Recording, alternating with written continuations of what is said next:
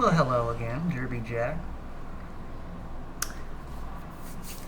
You all heard about, if you haven't heard, old Garth Brooks, country man, country singer. I used to like Garth.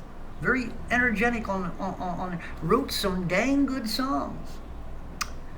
But before I go on, he's just a product of something that I have to say is a mental health issue.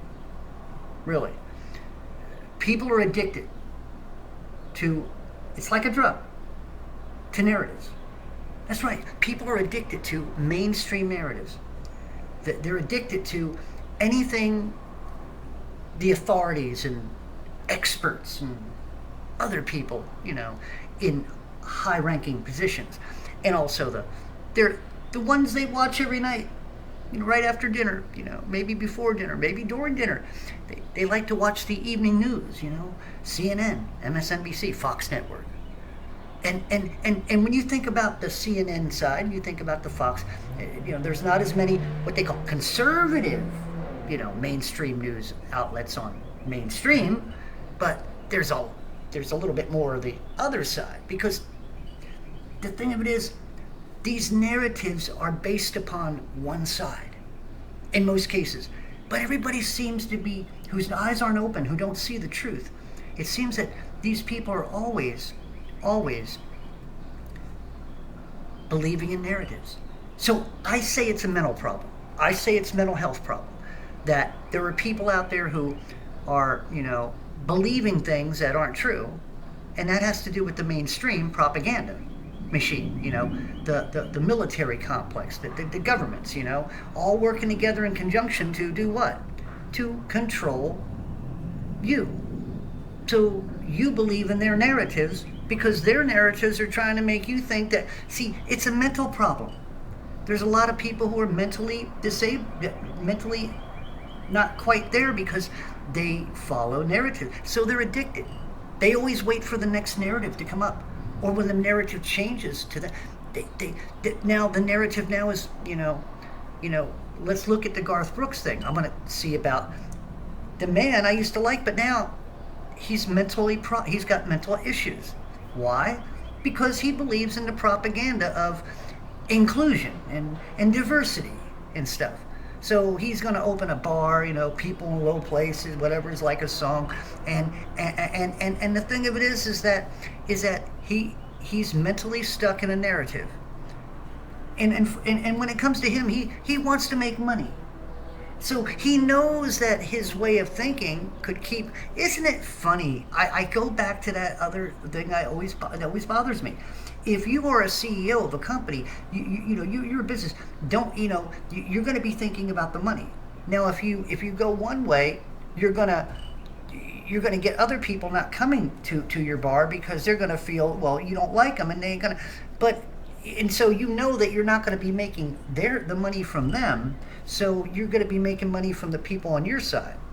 And yet that you'll probably be okay and stuff, but you want everybody's money.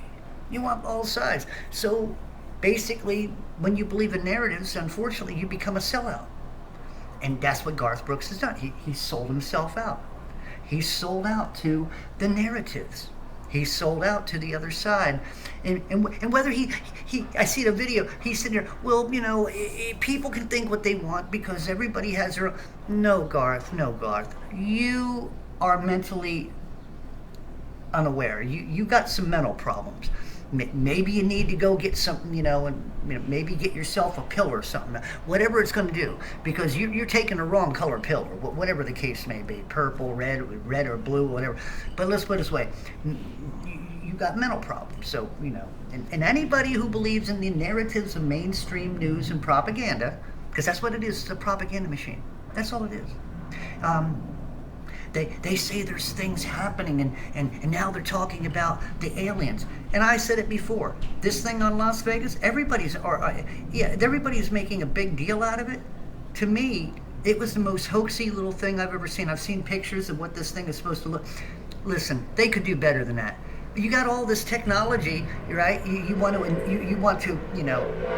make people believe in things, and they got all this technology. What are they going to do with the all that stuff that they can make it look like it's real in the sky. Make the flying saucers come, Throw a couple bombs on us to make them think it, or you use those ray guns that you got hidden away, in the Pentagon, and make it look like it's coming from. I mean, you got planes up there flying all that metal stuff up there, so apparently you can make a screen. I mean, you made a screen, so you might as well just put your, all that technology they got, I forgot what they call it, But here's the thing. It's what we have here is we have a sin problem, sin nature problem. We also have a mental problem. And so I'm letting you all know this is a mental health issue right now. People are addicted to narratives. They're addicted to things that aren't true. They're addicted not to believe in the truth of God and His Word. That's how bad it is. I mean, yeah, they can't believe, and even the ones who say they're Christians, they're addicted to narratives. They're addicted to the lies on television. They're addicted to believing that the government's here to help us, and they're addicted to all the. They'll be addicted to taking eventually, what's going to happen with that type of addiction. Every time they add something to the narrative, like the mark of the beast, y'all went up and rolled up your sleeves, mentally disabled, and y'all got not mentally, mental challenges there. Y'all went and did what they told you to do, so you proved to them that you got no backbone. You proved to them that you're not aware, and you proved to them you're a dumbass, basically, because you believed in the narrative. So this is my public health, warning to you. Stop believing in narratives. Stop turning on the TV and believing everything these jackasses say. I had to use my name in vain, I'm sorry. Stop believing in what they say. Stop it, because they're liars. They want to destroy you. They want to take your children away from you. They want to turn your children into perverts. You think that you have problems with being addicted to narratives? What about these children? They're addicted to being accepted. When you're a child, you want to be accepted. You want to grow up and have people like you. What do they always say in their propaganda when it comes down to these trans people? Well, a trans person's just a wonderful they make people laugh and make people, just feel good.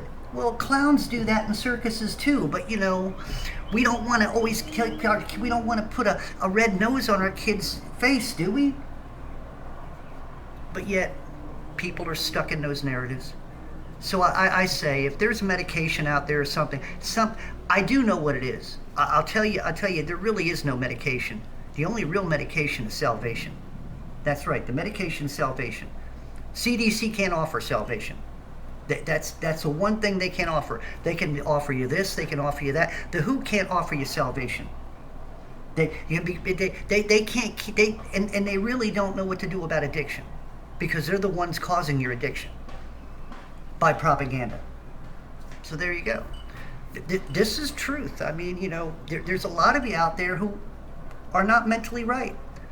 Y'all still out there believing in narratives. You're believing in false doctrines of demons and devils. Like I said earlier, they sitting there sweet talking to you, saying, well, we're here for you, we're going to do that, we're going to help you out. And their fourth tongue is, like Indians would say, the fourth tongue. They lie all the time. And here's another thing. You are being replaced, dear monkey. There's monkeys coming in from the from Mexico. All kinds of monkeys in the middle of the night. You don't even know they're there. They come in one night, and the next night they're in your front yard, or putting up a tent, or maybe having to move into your house, or they've gotten all the hotels in your town, all two of them, filled up with migrants, giving them all kinds of. I could use my Social Security or even part of it, while I'm dealing with some certain things. But no, they'd rather give it to some. Maybe I ought to go down to Mexico and come up here as if I'd probably be rich. I'd probably come back up here and get rich, huh?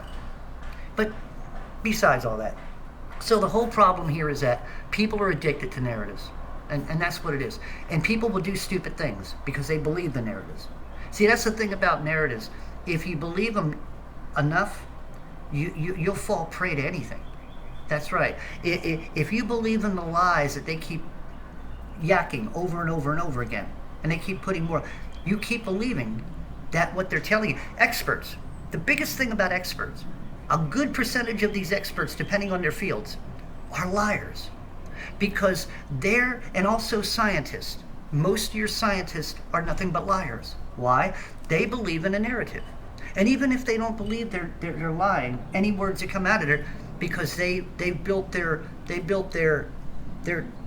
trade, or they built their what they do, on the backs of liars before them, who built their science or whatever on the backs of other liars before them. So if you're bouncing off backs of liars, what do you think you're going to end up being? A liar. And even if you try to tell the truth after you go to Ivy League school, and they're sitting there and you don't kind of agree, well, I'm the professor, you do what I say, and if you say anything after you graduate, we'll destroy your ass. So it's a matter of, you won't graduate if you keep going against me. Say what I tell you to say and you'll get a good mark, because they want to keep you in that narrative. And that's brain damage. So you got all these experts out there, even if you think of your medical community or whatever, okay, all these psychological, they are causing you brain damage. They really are. Because they keep you in a narrative, which isn't good for your health. It isn't good for you. It really isn't, because you're not thinking. The one tool that you should be building up, more than the muscles that these people, body build this thing up.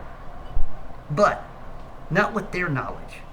You need to build up your knowledge base with truth, with this. Prayer, letting the Spirit rise. How many times do I have to keep saying? I guess I have to keep saying it. Every time I ever teach, I'm going to keep saying these things, because this is what it's about. See, this is why I would never be able to speak at a church. I would never be able to speak at a church. Not because I said jackass, no. Because they would be sitting here. Here's why. People in the church right now are comfortable in their shit. They get a person like me in there, and they're like, I start saying something that they don't like.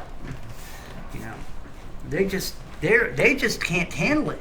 But yet, if you get a good minister who's part of the narratives and who's pushing narratives and they're helping you eventually push up daisies. The thing of it is that they're sitting there saying all this sweet Jesus stuff, and you're sitting there, I like this is nice. Oh yeah. Oh, I feel so good. Yes, preacher, you just keep on preaching. Yeah, make me feel good. So that's what they're looking for. So they're stuck in narratives. They don't even understand what this is about. They just, their narratives, the Bible tags along their narratives. The Word of God tags along their narratives. You see what I'm saying? They can't break free from that. So that's why they're addicted. So we have an addiction problem in this country. I'm not talking drugs. No, I'm talking, actually it's two that work in conjunction together. And that is, sin nature is a disease or a sickness. If you really want to think about it, it's a sickness. And narratives. Sin destroys, sin kills. Narrative destroys and leads you to sin. Well, actually, sin could be part of they can go in conjunction together either. It doesn't matter, You could be a sinner and still believe in the narrative. You could be non-sinner and believe the narratives. That's the problem that always bothers me. If you say you're a spirit-filled Christian, you shouldn't be believing the narratives. If you're going to a church that's telling you to believe the narratives, then your minister is not a spirit-filled minister. And if everybody believes him in the church, there's nobody there discerning. See, that's another thing. When was the last time your minister in your church told you to discern the things that are going on in the world? If he did, I got to hand it to him. I'd like to shake his hand. Most ministers don't like to do that. Because when they say things like that, all the things pop up. So you got some people in your congregation, you start saying stuff like that, and they're going to sit here, they ain't going to swear, wait a minute, you start saying, oh, all this transgender stuff, all this stuff that's going on, and all of a sudden, well, wait a minute, my brother's a transgender, my sister's a transgender, my husband's a transgender. I mean, all of a sudden you got all these people, getting all up and riled up because you just sat there and you started defying the narratives in which they believe in, because they believe in inclusiveness. There's another one, just like narrative. It's part of the disease. It's part of the sickness. That's right. It's part of the mental illness. So narratives, believing in mainstream narratives, believing in mainstream propaganda, believing in mainstream lies is a mental illness. And you need to break free, because it'll kill you in the end. Literally. Derby Jack out. See you all on the other side. And maybe out there.